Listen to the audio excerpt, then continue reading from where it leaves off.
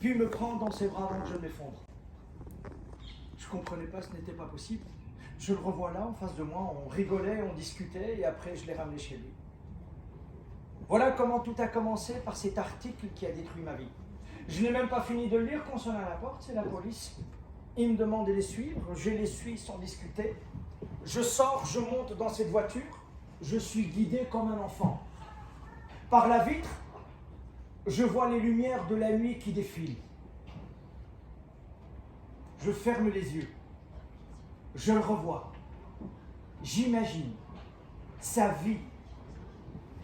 J'ai l'impression que je le vois là, devant moi, marcher le long de cette route. Je revois son regard. Bébé, le jour où j'ai quitté la maison, tu avais mis tes petits doigts sur mon visage, sur mes yeux. Enfant, les moments qu'on passait aux eaux, qu'est-ce que tu aimais les animaux? Son petit visage, ses cils tout noirs. Adolescent, nos parties de rami et toutes nos discussions. La manière dont tu fronçais les sourcils quand tu étais contrarié. Brusquement, la voiture s'arrête. On ouvre la porte. On me fait entrer dans un commissariat que je ne connais pas. Je suis ballotté dans tous les sens. Questionné, agressé par ce flic. Puis à nouveau questionné par cet autre flic. Et encore, et encore, et encore. Ça a duré toute la nuit. De retour à la maison, je suis accueilli par une nuée de journalistes. Je n'ose même pas descendre du taxi, je lui demande de repartir. Finalement, c'est à l'hôtel que Noémie et moi avons passé la nuit. D'abord un jour, puis 2 jours, et enfin une semaine. Au boulot, on me dit que je peux prendre mon temps, que je peux rester à la maison. Je m'emballe, qu'ils comprennent que ce n'est pas évident ce qui m'arrive. Finalement, je craque, il faut que je bosse. Je vais au campus et je vais voir Yves. C'est mon patron et mon ami. Enfin, je croyais. Il m'explique que ce n'est pas une bonne idée que je reprenne le travail, qu'il y a trop de médias, que ce qui se passe, c'est une catastrophe, qu'il est harcelé par la presse, que ce n'est pas une bonne idée que je reprenne les cours, qu'il est désolé, qu'il doit m'écarter.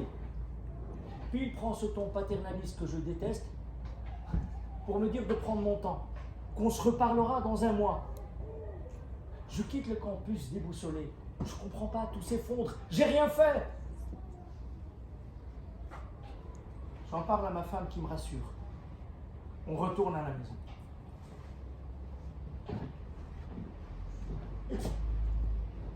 Il y a des bruits la nuit. Un carreau brisé. Notre voiture vandalisée.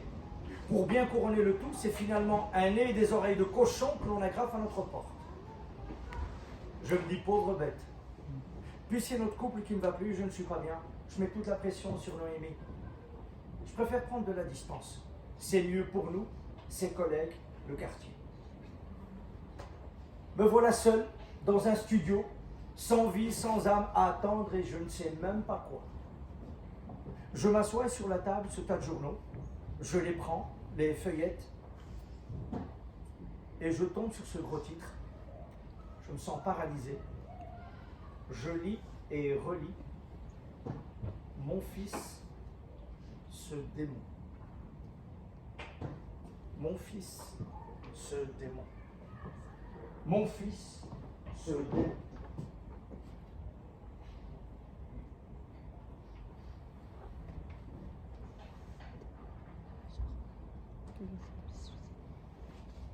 Tout a commencé par mon téléphone qui sonne. J'étais chez moi dans mon petit appart à Dakfela, c'était un quartier de Casablanca. Je le prends, je le décroche, j'écoute. Cette voix qui me parle me pose plein de questions sur la Belgique, sur mon fils, sur moi. Soudain, j'éloigne le téléphone de ma joue, je m'assois, j'ai comme l'impression que tout s'écroule autour de moi. Je me ressaisis, je me dis qu'il ne faut surtout pas que je craque. Je prends mon courage à 2 mains, je remets le téléphone contre ma joue. Là, je me rends compte que mes larmes coulent. Mes larmes n'arrêtent pas de couler. Il parle, il parle, il parle, il parle. Et moi, je voulais qu'il s'arrête de parler, mais il continue. Ces mots sont comme un marteau qui me frappe sur le crâne, me frappe l'âme. Je me rappelle que tout autour de moi est devenu flou. Il me demande plusieurs fois si je suis là. Comme réponse, je ne fais que soupirer, pleurer, et lui, il n'arrête pas de me poser ces questions. Et pour seule réponse, c'est des larmes et des soupirs. Mes jambes tremblent, je ne comprends pas. Je ne sais pas quoi dire ni quoi faire. Il me demande de venir, je mets mon manteau. Je prends cette feuille de papier où j'ai griffonné l'adresse que je serre très fort. Je sors en rue et tout le monde me regarde. C'est juste une impression. J'arrête le premier taxi et monte dedans.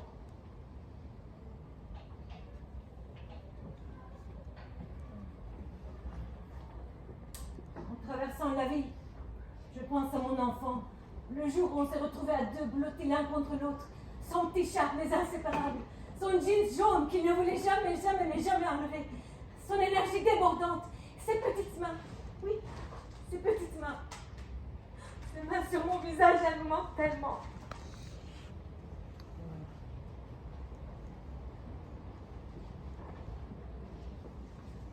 Le taxi s'arrête. Je pénètre dans cet immeuble. J'ai l'impression qu'ils me connaissent tous. Là-bas, on me pose plein de questions. J'essaie de répondre du mieux que je peux. J'essaie d'être forte, de ne pas craquer. Mon téléphone n'arrête pas de vibrer sur la table. Je sens que ça les agace. Je le prends violemment et le coupe. Ils me regardent. Je ne me sens pas bien. Finalement, on décide de m'arrêter. On m'enferme. Je ne comprends pas. On ne me dit rien. J'ai beau demander, on m'ignore. Deux agents viennent et m'amènent. On me descend au sous-sol. Là, je vois des horribles cellules. Je ne dis plus rien. J'ai peur. Je ne sens plus mes jambes. Ils me prennent toutes mes affaires. J'ai juste le temps d'envoyer un message à ma sœur. Je ne comprends pas pourquoi ils m'arrêtent. Je regarde fixement les barreaux de la cellule et repense à tout ce qui s'est passé. Je ne sais pas combien de temps j'ai attendu. Je me rappelle juste avoir entendu la voix de papa. Ça me rassure. Ils ont peur de mon père. Il débarque devant ma cellule avec toutes mes affaires. Le gardien lui ouvre, il se porte galant pour moi et me sort de là. Dehors, il me prend dans ses bras, me serre très fort. Il ne dit rien, ça me fait du bien. Il m'amène chez eux, maman m'accueille. Mes parents ont toujours été là, silencieux, chaleureux. Ma petite sœur débarque avec un déluge de questions. Je craque, je pleure, je ne m'arrête pas de pleurer. Je dors, je ne sais pas combien de temps. Je me sens en sécurité. Quelques jours plus tard, je prends un taxi, il s'arrête à un feu face à une librairie. Je lui demande de m'attendre, je prends plusieurs journaux, je les enroule ensemble et repars. Le taxi me dépose devant chez moi. Je croise un homme que je ne connais pas. Il me regarde, me crache dessus. Je lui ai arraché les yeux, mais là, je me sens vide. Personne ne me parle dans mon quartier. Comme si j'étais devenue une lépreuse. Sur ma porte, plein d'éclats d'œufs. Je rentre, je prends le paquet de journaux. Il y en a un qui attire mon regard. Je l'ouvre. Sa photo. Mon Dieu, comment ils l'ont eu. Et je lis. Mon fils se démon. Tout autour de moi s'effondre. Mon fils se démon. Mon fils se démon. Mon fils se démon.